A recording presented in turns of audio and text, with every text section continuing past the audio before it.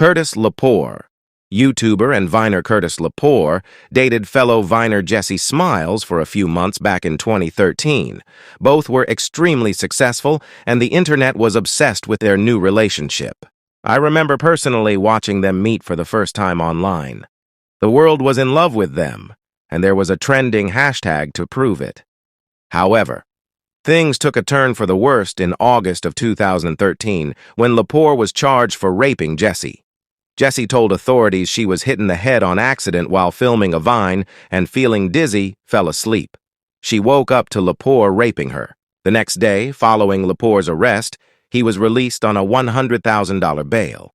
In February, Lepore pleaded guilty and only served 24 days of community service.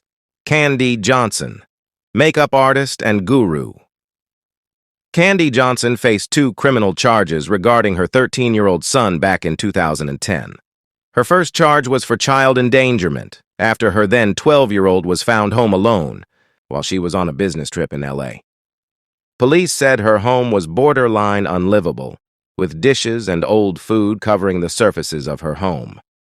The second charge came in May of 2010 for not making the same son attend middle school. Prosecutors claim Johnson received half a dozen letters from the school notifying her of truancy and his excessive absences. She pleaded guilty in exchange for her initial endangerment charge to be dropped, and Johnson's guilty plea landed her 90 days in the slammer.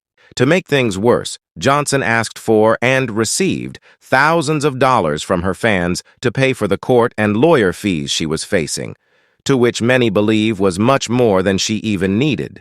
In fact, when her smaller request was fulfilled, she requested even more.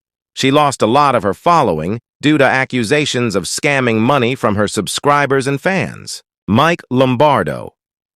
YouTube musician Mike Lombardo was arrested in 2013 for possession of child pornography, presumably sent to him by underage fans and found on his computer. Lombardo pleaded guilty and received just 5 years in prison versus 20 years, the statutory maximum.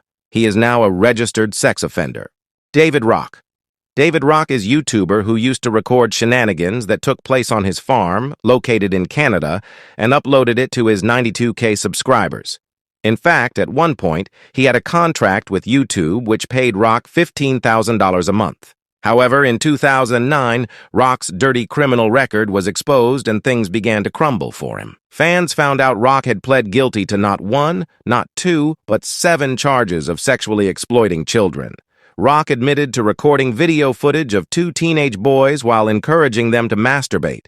He claimed he suffered from undiagnosed manic depression, which has since been treated for, and that minors aren't allowed on his farm without adult guardians.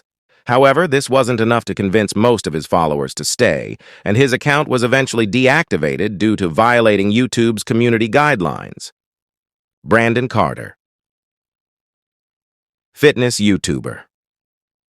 Brandon Carter was arrested on 6th Street in Austin, Texas for a staged fight with fellow YouTuber Connor Murphy.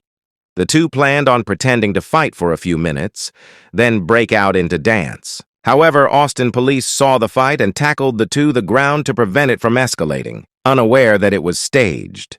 Murphy was let go, but Carter was arrested for resisting arrest. Footage of the arrest showed differently, proving Carter was completely complacent. Carter remains in jail 3 months later, and no one knows why. Charles Ross. YouTube prankster. Charles Ross was arrested for battery in 2013 for giving wedgies to strangers in public. Yes, you read that right. For wedgies. Ross had given a series of random wedgies outside of a movie theater in Florida when a 20-year-old victim decided he was going to press charges. The Manatee County Sheriff's Office arrested Ross and detained him for the night. He was released the next day on a $750 bond.